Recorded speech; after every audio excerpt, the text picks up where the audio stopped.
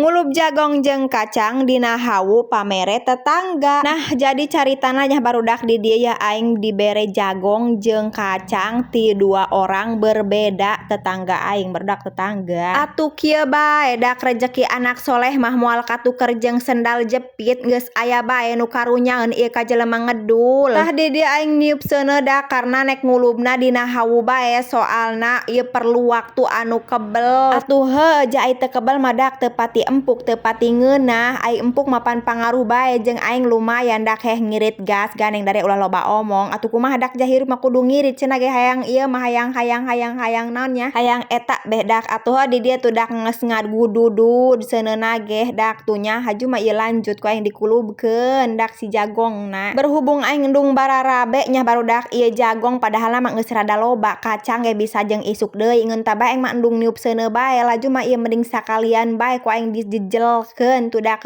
dicampurkeun supaya ngalobaan. Atuh heuh dak geus bersyukur bae nya ieu jelema heh kumerean deuleuh burung kudaria atuh jaloba ieu pamere ge teu kudu kumelak. Jamelak mapan dak atuh pan teu boga ieuna ge kebonna jeung teu boga sawahna laju mah pan bari jeung ngedul ieu najan boga ge dak geus moal kudu daek melak be geus ieu mah pokona mah tinggal ngulup beh pamere batur geus nuhun. Atuh heuh sapertina melak henteu dulur henteu tah ka batur ngakaan beh kacang nya dak atuh ku ngeunah pan hirup he kurang kumaha lain ti syukur mah.